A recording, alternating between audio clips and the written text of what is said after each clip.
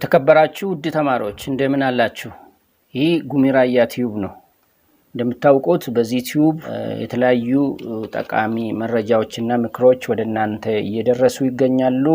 እናንተም እየተከታተላችሁ ሼር፣ ላይክ፣ ሰብስክራይብ እያደረጋችሁ እንደሆነ ተስፋ አደርጋለሁ።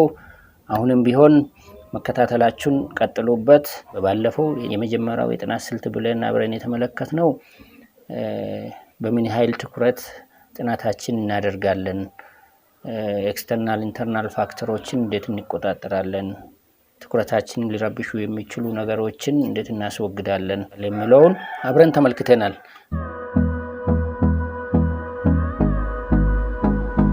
በዛሬው ደግሞ በሁለተኛው ርዕስ አብረን የምንመለከተው በትንሽ ማጥናት ወይ ስቴዲንግ ቻንክስ የሚለው ይሆናል።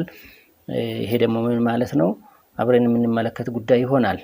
በአንድ ጊዜ ብዙ ገጾችን አንብበን ለመጨረስ መሞከር አድካሚ ብቻ ሳይሆን ውጤታማ መንገድም አይደለም።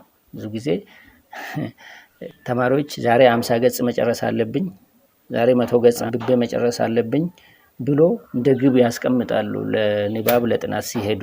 በጥናታችን ውጤታማ የምንሆነው አንብበን በጨረስነው የገጽ ብዛት ሳይሆን ባስተዋልነው መጠን ነው።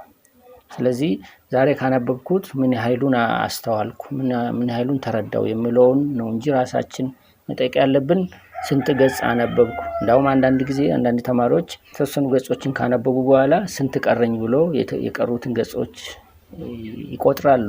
ይህ የስንፍና ምልክት ነው። ስለዚህ ገጽን በመቁጠር 100 ገጽ 200 ገጽ አነበብኩ ወይ ደግሞ እንደ ግብ አስቀምጠን 100 ገጽ 150 ገጽ ማንበብ አለብኝ መጨረስ አለብኝ፣ ዛሬ ማደር አለብኝ ያነበብኩ ያጠናው፣ ስለዚህ እንደ ግብ ባናስቀምጥ ጥሩ ነው። በትንሽ ማጥናት ማለት ያን ትንሽ የምንለው ነገር የሚገደበው ባለፈው ባነሳነው ጉዳይ ላይ የሚመሰረት ይሆናል። ትኩረታችን እስካለ ድረስ መቀጠል ያስፈልጋል። ግን 100 ገጽ አለኝና 100ን መጨረስ አለብኝ ምንም እንኳን ትኩረቴ ባይኖርም ብለን የምናስብ ከሆነ ይሄ ጥሩ ነገር አይደለም። ስለዚህ ስቴዲንግ ቻንክስ የሚለው መጠቀም ያስፈልጋል። ለምን ያህል ሰዓት ማንበብ አለብን ከምለው ይልቅ ምን ማስተዋል አለብኝ የሚለው ወሳኝ ጥያቄ ነው። ይህን ለማድረግ ደግሞ ሁሉንም በአንድ ጊዜ ለማንበብ ከማቀድ ይልቅ በትንሹ ማጥናት ጀስት ስቴዲንግ ቻንክስ የሚለውን መጠቀሙ ይበጃል። ይህንን ዘዴ ለሁለት ከፍለን ማየት እንችላለን። አንደኛው ለማንበብ ያዘጋጀነው ባለብዙ ገጽ መጽሐፍ ከፋፍለን እያረፈን አንብበን መጨረስ ነው። ምናልባት ለማንበብ ያዘጋጀነው ነገር መጽሐፍ ከሆነ ወይ የጻፍነው ኖት ከሆነ ብዙ ገጽ ያለው እንደሆነ በሙዳችንና በትኩረታችን ልክ ከፋፍለን እያረፈን አንብበን ለመጨረስ መሞከር እንችላለን። ምክንያቱም ይሄን ያህል ገጽ አንብቤ መጨረስ አለብኝ ብለን የምንለው ፊክሽን አይደለም። ለአካዳሚክ ኮንቴክስት ለእውቀትና ለፈተና የምናነብ ከሆነ እንዲገባን ውጤታማ እንድንሆን እያረፈን ባለብዙ ገጽ መጽሐፍ ወይ ደግሞ ኖት ከፋፍለን በማንበብ ልንጨርሰው እንችላለን። ሌላኛው ዘዴ ደግሞ ምንድነው? በዚህ ስር የምንመለከተው ዛሬ የተማርነውን ዛሬ፣ ነገ የምንማረውን ነገ፣ ከነገ ወዲያ የምንማረውን በየቀኑ የምንማራቸውን ሳናሳድር በእለቱ አንብበን መጨረስ ያስፈልጋል። ዛሬ የተማርነውን ዛሬ ካጠናን ነገ የምንማረውን ነገ የምናጠና ከሆነ ተከማችቶ ሸክም አይሆንብንም፣ ድካምም የለው። በቀላሉ ጨርሰን እያስተዋልን እየተረዳን ትምህርቱም እየገባን ሊሄድ ስለሚችል ዛሬ የተማርነውን ዛሬ፣ ነገ የምንማረውን ነገ፣ እንደዛ እያለን ልንቀጥል እንችላለን ማለት ነው። ይሄ ግን በብዙ ተማሪዎች ዘንድ የተለመደ አይደለም። ምክንያቱም ብዙ ተማሪዎች ወር ከሆናቸው 2 ወር ከሆናቸው፣ አንዳንዶቹ ደግሞ ሴሚስተሩን ሙሉ ጠብቆ ፈተና ሲደርስ ለማንበብ ይዘጋጃሉ። ይሄ ትክክል ያልሆነ ነገር ነው። ምክንያቱም ሴሚስተሩን ሙሉ አከማችተን ሴሚስተር ሊያልቅ አካባቢ ለፈተና ማንበብ ከጀመርን እኛ የጻፍነው ሁሉ ላይመስለን ይችላል።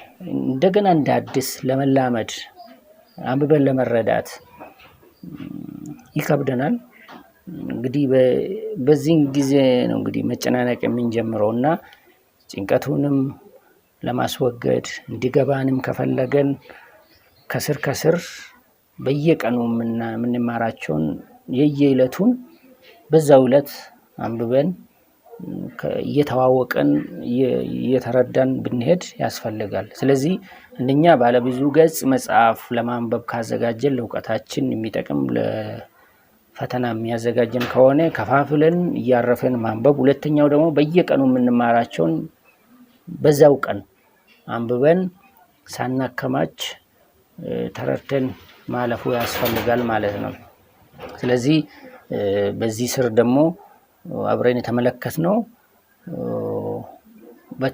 በትንሽ ወይ ስቴዲንግ ቻንክ የሚለውን ዘዴ መጠቀም እጅግ አስፈላጊ ነው።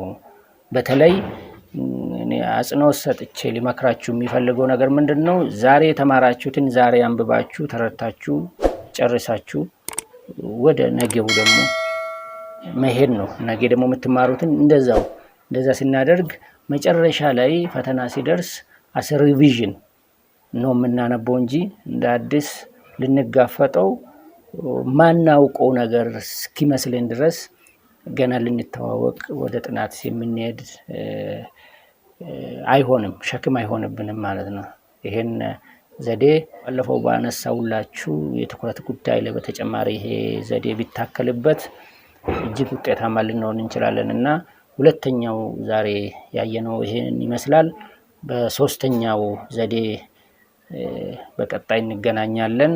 እስከዛው እንግዲህ ይህን ቪዲዮ ተከታተሉ፣ ሼር፣ ላይክ፣ ሰብስክራይብ አድርጉ። የዛሬውን በዚህ ላይ ጨርሳለሁ። ስለተከታተላችሁ እጅግ አድርጌ አመሰግናለሁ። ቴንኪው